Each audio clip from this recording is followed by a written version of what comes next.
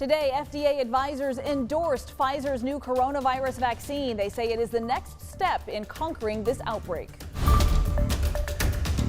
And we are tracking snow for tomorrow morning. A winter weather advisory in your forecast next. Plus, Idaho is staying put when it comes to COVID-19 restrictions, and the governor admits the state hasn't been doing enough to help slow the spread. Good evening, everyone. Thanks for joining us on KREM 2 News First at 4. I'm Tom Sherry. And I'm Whitney Ward. We want to get right to the weather because we know it is changing. Snow is on the horizon. Hasn't started falling yet, but it's coming, right? Absolutely. We think it will arrive just in time for your morning commute. Take a look at this. We have a winter weather advisory in effect across everywhere in eastern Washington and portions of northern Idaho, the areas that are shaded in blue.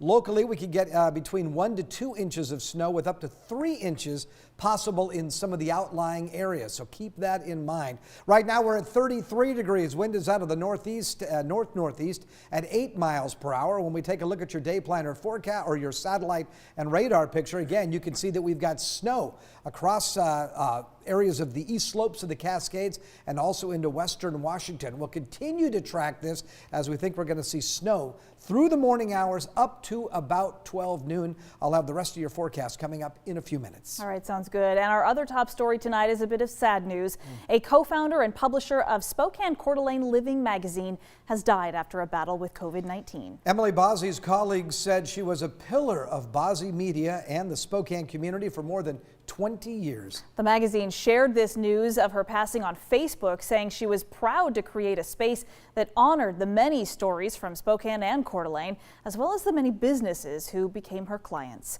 Bozzi's husband, Vincent Bozzi, who's also the publisher at the magazine, he is currently being hospitalized now with the virus.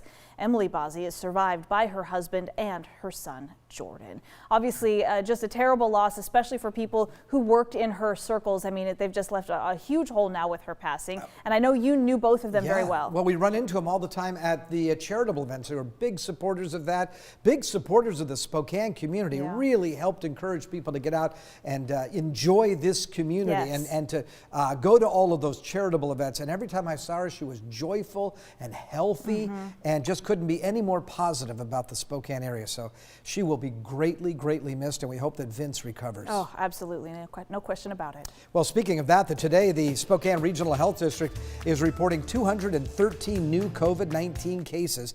There are also 2 new deaths now, bringing the total number of deaths to 297. There are currently 117 people hospitalized here in Spokane County. And across the state line, the Panhandle Health District reported 295 new coronavirus cases today. No new deaths, though. Currently, 71 people are hospitalized. And she fought. And she fought so hard, and she fought for every breath that she took. And in the end, we couldn't save her. And in the end, she couldn't go home to her family. She couldn't go home to that baby who will never remember her mom.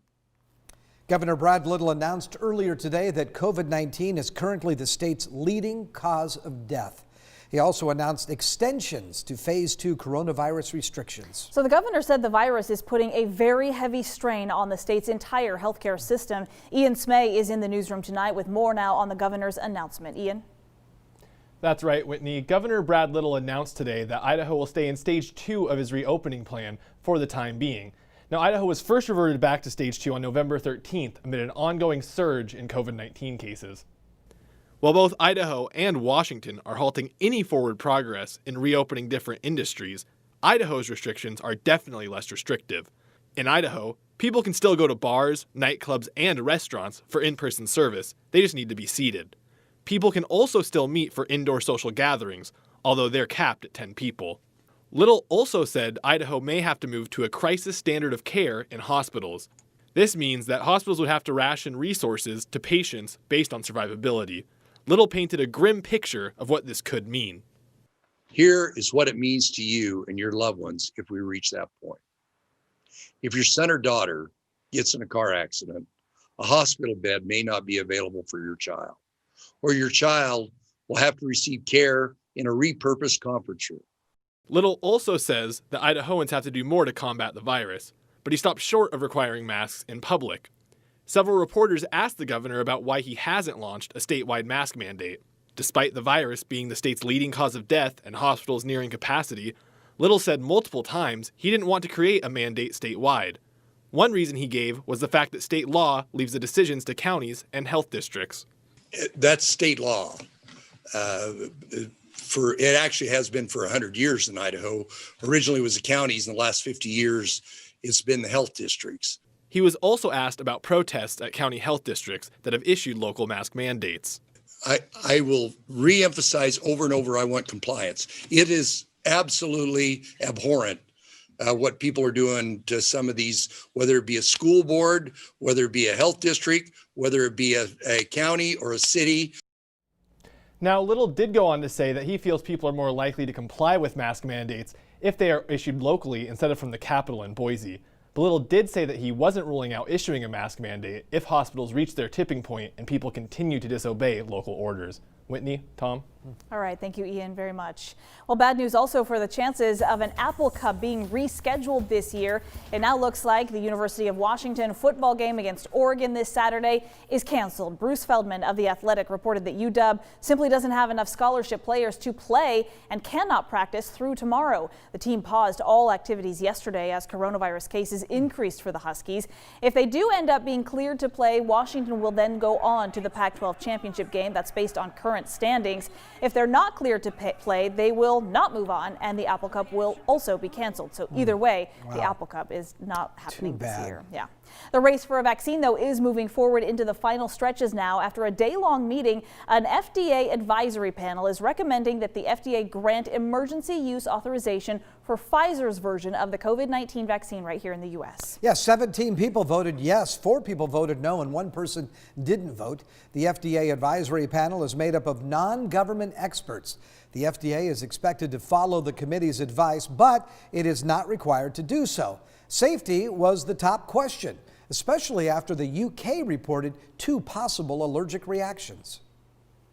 We were able to enroll over 40,000 participants in a record 6 weeks, give them each 2 doses of vaccine, and ensure their safety while conducting the trial with strict compliance and uncompromising quality.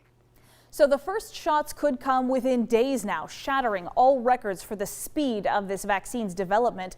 Hospitals are now preparing freezers for when that vaccine actually arrives. UPS and FedEx are also ready to ship out millions of doses as soon as that vaccine is approved. They promise they will be the top priority, even as holiday shipping hits its peak. Millions of doses will be available for healthcare workers and nursing home residents, as well as workers in nursing homes. Widespread distribution, though, won't be available for the general public until probably late spring. A final vote from the FDA is expected here in the next few days.